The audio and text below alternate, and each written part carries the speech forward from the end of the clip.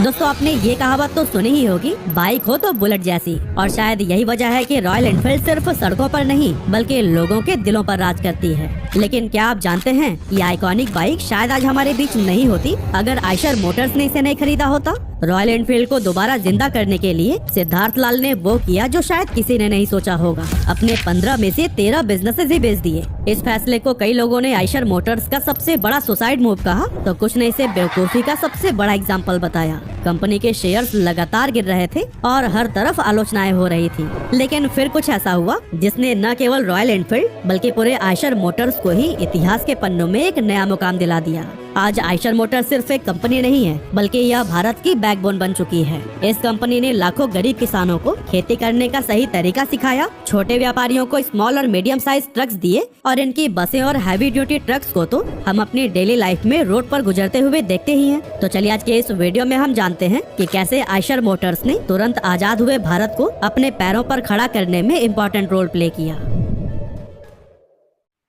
तो दोस्तों इस कहानी की शुरुआत होती है उस समय से जब हमारा भारत 200 साल की गुलामी से आजाद हुआ था। उस टाइम हमारी इकोनॉमी पूरी तरह से एग्रीकल्चर पर डिपेंडेंट थी। किसान पुराने मैनुअल तरीकों से खेती करते थे क्योंकि इंडिया में उस टाइम पर एग्रीकल्चरल मशीनरीज की भारी कमी थी, जिससे कि उनका काम बहुत टफ हो जाता था और प्रोडक्शन भी काफी लिमिटेड ही रह जाती थी। अब इसी प्रॉब्लम को ही सॉल्व करने के लिए एक इंडियन बिजनेसमैन मनमोहन लाल ने 1948 में गुड अर्थ नाम की कंपनी शुरू की, जिसका काम जर्मनी और अमेरिका से ट्रैक्टर्स को इंपोर्ट करके उन्हें अपने देश में बेचना था ताकि खेती में लगने वाली मेहनत को कम किया जा सके। वैसे तो ये आइडिया काफी सॉलिड था और एग्रीकल्चरल कंट्री होने की वजह से बहुत जरूरी भी। लेकिन प्रॉब्लम ये थी कि इंडिया उस टाइम अपनी इकोनॉमी को स्टेबलाइज करने की कोशिश कर रहा था। फार्मर्स की इनकम इतनी लो थी कि महंगे इंपोर्टेड ट्रैक्टर्स खरीदना उनके लिए इम्पॉसिबल था। इसी वजह से 1952 से 1957 के बीच गुड अर्थ कंपनी सिर्फ 1500 ट्रैक्टर्स ही सेल कर पाई। अब सोचने वाली बात यह है कि 4 साल में सिर्फ 1500 ट्रैक्टर्स। अब आज के हिसाब से ये नंबर काफी कम लगता है ना, बट उस टाइम के चैलेंजेस को देखते हुए ये भी एक बड़ा माइलस्टोन था। लेकिन दोस्तों हम तो आयशर कंपनी की बात कर रहे हैं ना, तो फिर वो कहाँ है? असल में हमें टाइम में थोड़ा पीछे चलना पड़ेगा, क्योंकि भले ही आयशर मोटर्स आज एक इंडियन कंपनी के तौर पर जानी जाती है, लेकिन इसकी शुरुआत जर्मनी में रहने वाले 2 गरीब भाइयों ने की थी, जोसेफ आयशर और अल्बर्ट आयशर। अब आप लोग स्टोरी में कंफ्यूज मत होइएगा, क्योंकि आगे चलते चलते सब कुछ कनेक्ट होने वाला है। असल में 1930s में जर्मनी के एक छोटे से गांव फॉरेस्टर में रहने वाले 2 भाई बचपन से ही अपने पापा को एक लोहार का काम करते हुए देख रहे थे। खास करके वो खेती के औजारों को बनाने और रिपेयर करने का काम करते थे। अब जोसेफ और अल्बर्ट का जो गांव था ना, वहाँ की मिट्टी काफी उपजाऊ थी, इसी वजह से वहाँ के ज्यादातर लोग एग्रीकल्चर पर ही डिपेंडेंट थे। लेकिन जो प्रॉब्लम इंडिया आजादी के बाद फेस कर रहा था, वही सेम प्रॉब्लम जर्मनी में लोग 20 साल पहले ही फेस कर रहे थे। मतलब कि उस समय ट्रेडिशनल मेथड्स जैसे बैल और घोड़ों का इस्तेमाल करके ही खेतों की जुताई की जाती थी। ऐसे में जब आयशर ब्रदर्स ने किसानों को दिन रात खेतों में खून पसीना बहाते हुए देखा, तो उन्हें ख्याल आया कि अगर खेती में हल चलाने और बाकी कामों के लिए कोई ऐसी मशीन बनाई जाए जो बैल या घोड़ों से ज्यादा तेज और ताकतवर हो, तो ये किसानों की जिंदगी बदल सकती है। और फिर अपने इसी सोच को लेकर उन्होंने पुराने टूल्स और मशीनरीज के साथ में एक्सपेरिमेंट करना शुरू कर दिया। और फिर इस तरह से 1936 में दोनों भाइयों ने एक ऐसा ट्रैक्टर मार्केट में उतारा जो कि छोटे किसानों के लिए काफी किफायती था, क्योंकि ये न सिर्फ कम फ्यूल में चलता था बल्कि इसे ड्राइव करना भी काफी आसान था। अब वैसे तो इसके बाद भी बहुत सारे इवेंट्स हुए, लेकिन आप बस यह जान लीजिए कि 1936 में शुरू हुई इस कंपनी ने बहुत जल्द जर्मनी से निकलकर ग्लोबल मार्केट में भी अपनी पहचान बना ली। अब एक तरफ तो आयशर के ट्रैक्टर्स तेजी से दुनिया में अपना मार्केट शेयर बढ़ाते जा रहे थे, वहीं दूसरी तरफ इंडिया को एक सस्ते और एफिशिएंट ट्रैक्टर की तलाश थी जो कि हमारे बजट में फिट हो सके। और फिर इसी दौरान आयशर ब्रदर्स ने इंडियन मार्केट में एंटर करने का सोचा। लेकिन प्रॉब्लम यह थी कि उस टाइम सरकार ने बहुत ही सख्त इंडस्ट्रियल पॉलिसीज बना रखी थी, जिसके तहत कोई भी फॉरेन कंपनी सिर्फ तभी इंडियन मार्केट में कदम रख सकती थी जब वो किसी इंडियन कंपनी के साथ में पार्टनरशिप करे। यही वजह थी कि आयशर ब्रदर्स भी एक ऐसी इंडियन कंपनी की तलाश कर रही थी जिसे इस सेक्टर का एक्सपीरियंस हो और जो इंडियन मार्केट और कस्टमर बिहेवियर को अच्छी तरह से समझती हो। और फिर आखिरकार उनकी ये तलाश गुड अर्थ कंपनी पर जाकर रुकी। साल 1958 में आयशर और गुड अर्थ कंपनी ने मिलकर Eicher tractor corporation of India limited नाम से एक ज्वाइंट वेंचर की शुरुआत की। एक्चुअली यह पार्टनरशिप इसलिए किया गया था ताकि भारत में पहली बार ट्रैक्टर का प्रोडक्शन शुरू किया जा सके। यानी कि अब गुड अर्थ कंपनी का काम सिर्फ ट्रैक्टर्स को इम्पोर्ट करना नहीं था, बल्कि उन्हें भारत में मैन्युफैक्चर करना भी था। था। इसके लिए फरीदाबाद में एक बड़ी फैक्ट्री एस्टेब्लिश की गई, जो कि जल्द ही भारत के पहले ट्रैक्टर मैन्युफैक्चरर के तौर पर पहचानी जाने लगी। और फिर वो ऐतिहासिक पल आया साल 1959 में, जब फरीदाबाद की उसी फैक्ट्री से भारत का पहला स्वदेशी ट्रैक्टर लॉन्च किया गया, जिसका नाम था स्वराज। पहली बार भारतीय किसानों को एक ऐसा ट्रैक्टर मिला जो अफोर्डेबल, रिलायबल और उनकी जरूरतों के हिसाब से डिजाइन किया गया था। और फिर इसकी डिमांड इतनी तेजी से बढ़ी कि ये ट्रैक्टर पूरे भारत में पॉपुलर हो गए। इस सक्सेस के साथ ही कंपनी ने अपना नाम बदलकर Eicher tractor corporation of India limited से आयशर ट्रैक्टर्स इंडिया लिमिटेड कर दिया। लेकिन दोस्तों 1960s के एंड तक इंडियन ट्रैक्टर मार्केट में कंपटीशन ने जोर पकड़ लिया। महिंद्रा और स्कॉट जैसी बड़ी कंपनियों की एंट्री ने आयशर के लिए चुनौतियां खड़ा कर दी। सेल्स में लगातार गिरावट आने लगी और कंपनी के लिए सर्वाइवल तक मुश्किल हो गया। लेकिन यहीं पर मनमोहन लाल ने एक गेम चेंजिंग फैसला लिया। उन्होंने समझा कि सिर्फ प्रोडक्ट बेचना ही काफी नहीं होगा। अगर आयशर को मार्केट में अपनी पकड़ बनाए रखनी है तो उन्हें अपनी कोर ऑडियंस यानी कि किसानों के साथ में एक पर्सनल कनेक्शन भी बनाना होगा। लेकिन ये कनेक्शन बनेगा कैसे? तो फिर इसके लिए उन्होंने अपने सर्विस नेटवर्क्स को बढ़ाना शुरू कर दिया। साथ ही उन्होंने किसानों को ट्रेनिंग देना स्टार्ट किया कि कैसे वो खुद अपने खराब ट्रैक्टर्स की मरम्मत और देखभाल कर सकते हैं। यही पर्सनल कनेक्शन ही आयशर के लिए गेम चेंजर साबित हुआ और फिर इसी स्ट्रैटेजी ने ही आयशर को कंपटीशन में मजबूती से खड़ा रखा और इंडियन ट्रैक्टर इंडस्ट्री में अपनी अलग पहचान बनाने में मदद की। इसके बाद आया साल 1966, जब मनमोहन लाल के बेटे विक्रम लाल ने कंपनी के ऑपरेशंस को संभाला। विक्रम के नए आइडियाज और विजनरी लीडरशिप ने न सिर्फ आयशर ट्रैक्टर्स को नई ऊंचाइयों तक पहुंचाया, बल्कि इंडियन एग्रीकल्चर सेक्टर को भी पूरी तरह से बदल कर रख दिया। क्योंकि 1965 से 1975 के बीच विक्रम लाल ने आयशर के मैन्युफैक्चरिंग प्रोसेस को पूरी तरह से मेड इन इंडिया मॉडल में बदलने का फैसला किया। यानी कि पहले जो पार्ट्स और मैकेनिकल कंपोनेंट्स जर्मनी से इंपोर्ट किए जाते थे, अब वो सभी भारत में ही मैन्युफैक्चर किए जाने लगे। इससे प्रोडक्शन कॉस्ट काफी कम हो गई और पहले जहां ट्रैक्टर्स महंगे हुआ करते थे, अब वो सस्ते दामों पर मिलने लगे थे, जिसके चलते अब छोटे किसान भी इन्हें आसानी से खरीद सकते थे। इस बदलाव का फायदा ये हुआ कि खेती में मैकेनाइजेशन यानी मशीनीकरण का दौर शुरू होने लगा। किसानों की प्रोडक्टिविटी बढ़ गई, जिससे इंडियन एग्रीकल्चर सेक्टर में बहुत बड़ा बदलाव देखने को मिला। इसके बाद आया 1980s का टाइम, जब आयशर ट्रैक्टर्स ने वो कर दिखाया जो उस समय की भारत की बड़ी बड़ी कंपनीज के लिए सोचना भी मुश्किल था। असल में आयशर ट्रैक्टर्स ने अपनी ही पेरेंट कंपनी आयशर ट्रैक्टरों का टेक ओवर कर लिया। मतलब कि जिस कंपनी को दो जर्मन भाइयों ने शुरू की थी, वो अब इंडिया का हो चुका था। लेकिन ये सब हुआ कैसे, इसके पीछे भी बड़ी इंटरेस्टिंग स्टोरी है। असल में उस समय आयशर ट्रैक्टर्स इंडिया का एनुअल टर्नओवर लगभग 80 करोड़ रुपए था और ये इंडिया का एक जाना माना ब्रांड बन चुका था। लेकिन दूसरी तरफ इसकी पेरेंट कंपनी आयशर ट्रैक्टरों इकोनॉमिक स्लोडाउन से जूझ रही थी और कंपनी सीरियस फाइनेंशियल प्रॉब्लम्स का सामना कर रही थी। हालात इतनी खराब हो गई थी कि इस कंपनी पर कभी भी ताला लग सकता था। लेकिन दोस्तों, जब विक्रम लाल तक इसकी खबर पहुंची तो उन्होंने ठान लिया कि वो इस कंपनी को ऐसे बंद नहीं होने दे सकते। इसीलिए उन्होंने फॉरेन बैंक से कुछ लोन लिया और आयशर ट्रैक्टरों का टेक ओवर कर लिया। अब वैसे तो आयशर का ट्रैक्टर बिजनेस काफी सही चल रहा था और धीरे धीरे इसके मार्केट शेयर में इजाफा ही हो रहा था। लेकिन विक्रम लाल ने महसूस किया कि अगर उन्हें इस बिजनेस वर्ल्ड में कुछ बड़ा करना है तो सिर्फ ट्रैक्टर पर डिपेंडेंट रहना काफी नहीं होगा, बल्कि उन्हें मार्केट में और भी अपॉर्चुनिटीज की तलाश करनी होगी। इसीलिए उन्होंने ट्रक्स और बसेस का भी प्रोडक्शन शुरू करने का फैसला लिया। हालांकि उनका ये डिसीजन बहुत ही जोखिम भरा था, क्योंकि इस सेक्टर में पहले से ही कई बड़े प्लेयर्स जैसे टाटा और अशोक लेलैंड मौजूद थे, जिनसे कंपनी को भारी टक्कर मिलने वाली थी।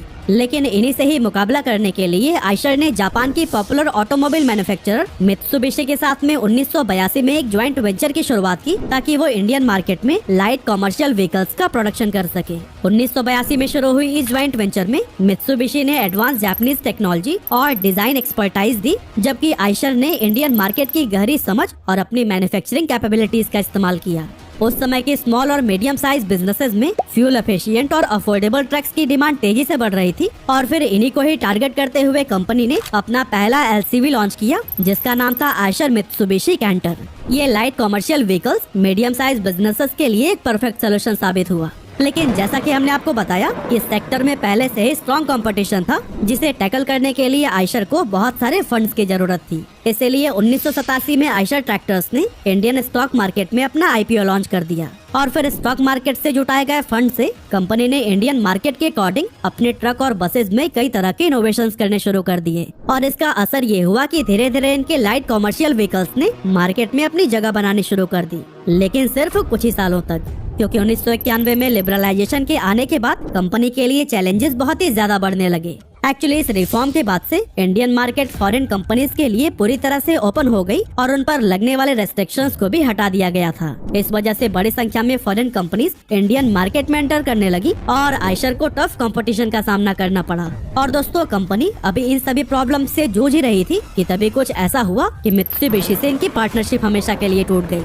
असल में दोनों कंपनियों के बीच में इंटरनल डिस्प्यूट हो गए थे। आयशर का मानना था कि वह इंडियन कस्टमर्स की जरूरतों को बेहतर तरीके से समझता है, इसीलिए उसे लोकल मार्केट के हिसाब से प्रोडक्ट्स को डिजाइन करने की फ्रीडम दी जानी चाहिए। लेकिन दूसरी तरफ मित्सुबिशी अपने टेक्नोलॉजी और डिजाइन पर पूरा कंट्रोल बनाए रखना चाहती थी। यह टकराव धीरे धीरे इतना बढ़ गया कि 1994 में दोनों कंपनियों ने म्यूचुअल अंडरस्टैंडिंग के साथ अपनी पार्टनरशिप को खत्म कर दिया। इस अलगाव से आयशर को एक बड़ा झटका तो लगा ही था, लेकिन अच्छी बात यह हुई थी कि इस कोलैबोरेशन की वजह से आयशर एडवांस जापानीज टेक्नोलॉजी को बहुत गहराई से समझ चुका था। ऐसे में पार्टनरशिप टूटने के बाद भी आयशर एलसीवी सेगमेंट में पूरी तरह से इंडिपेंडेंट होकर काम करने लगा। लेकिन इसी टाइम पीरियड में ही कंपनी ने एक ऐसा स्टेप लिया जो कि इसकी जर्नी में सबसे बड़ा गेम चेंजर साबित हुआ, और वो था रॉयल एनफील्ड का एक्विजिशन। पहले तो आयशर मोटर्स ने इनफील्ड इंडिया के 26% स्टेक खरीदे, लेकिन फिर 1993 में उन्होंने अपनी इक्विटी बढ़ाकर 60% कर दी। इसके बाद से इनफील्ड इंडिया का नाम बदलकर रॉयल एनफील्ड मोटर्स लिमिटेड कर दिया गया।